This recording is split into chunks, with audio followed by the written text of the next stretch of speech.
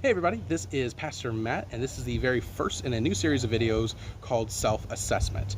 The Self-Assessment series of videos is essentially going to be a bunch of short videos that are going to cover a wide range of topics that are geared towards helping you be able to take an honest look at your life and being able to help you make the most of it. Life throws a bunch of curveballs. There's a lot of nonsense in life, things that we don't understand. We don't know where some of these very easy or very tough situations may come from, and we essentially want you to be able to be very intentional and be able to make the most of your life, regardless of what the situation comes. That's why we're going to talk about a series. The series that we're covering, these wide ranges of topics, are all going to be geared around various principles that are going to be true no matter your situation. So the very first principle or idea or topic that we're going to talk about is inspiration. We're going to talk about those things that stir your soul, that inspire you to action. Now we'll talk about action in another video, but in this one, again, we're talking about inspiration.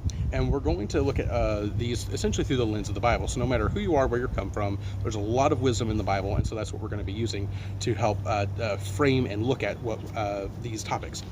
So on the topic of inspiration, there's a very interesting verse in the Bible. In the Old Testament, in the book of Proverbs, chapter 9, verse 10, it says, "The fear of the Lord is the beginning of wisdom. The knowledge of the Holy One is understanding." Now we're going to look at the first half of that, specifically the word fear. The fear of the Lord is the beginning of wisdom.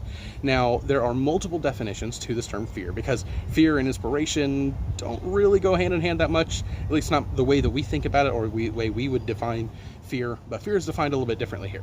And if you've heard this verse used, you've probably heard it in a variety of contexts. The first one would essentially be afraid, terror, things that, a phobia even, things that would cause you to be afraid.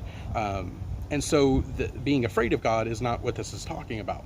Now, if you've been around church enough, you've probably heard the secondary version of this called a reverence. So it's a reverence of God. You revere or you respect. And while there is truth to that, there is another layer deeper that ultimately unpacks this thing entirely and makes a lot more sense. And regardless of where you are in life, that is an incredible thing to do, is to be able to continue to search and to be able to unpack things. So it's kind of like if there's an action that you're told to do and you do it because you're told to, and then you come to this understanding that you understand why you do that, you can kind of be able to make your own decisions from there. So for example, if you have to do dishes and take the trash out, you hate to do it because you have to do it, but then you kind of come to an understanding of why you do it, and that helps you be able to accomplish it at a better and greater level. Same is true when it comes to truth, and same is true when it comes to scripture. It comes to the Bible, and when we explore even ourselves, we can understand that there's layers of things, and the deeper we go, the more we can unpack it, the better off we can be, and the better understanding we can have. So again, the first definition is essentially afraid or terror. The second one is a reverence or respect. But the third one is really my favorite, and since finding and discovering this, I love this verse, and I love the understanding of it a lot more. Essentially, the understanding of fear, the truest sense here, is an idea of awe and wonder, this breathless kind of moment. So if you imagine looking at the Grand Canyon for the first time, or some of the natural wonders of the world, or I even love hearing stories of astronauts who go up into space, and from the space station they look back and for the very first time see the planet, and from being outside of the planet, and just the way they describe it is incredible. And that's the kind of moment, not just in a moment, but that type of sense, that type of understanding is what this is talking about. When you have that sense of awe and wonder, this breathless, incredible understanding and view of God, that's what leads to the beginning of wisdom.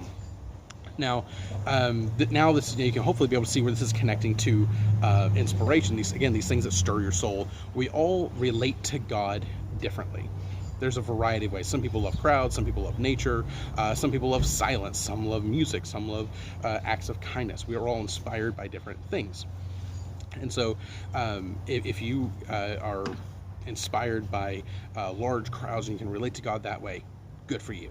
If silence and being out in nature is good for you, then that's awesome. Regardless of whatever it is, something inspires you. The things that inspire you can help you relate to God on a different level from things that can't.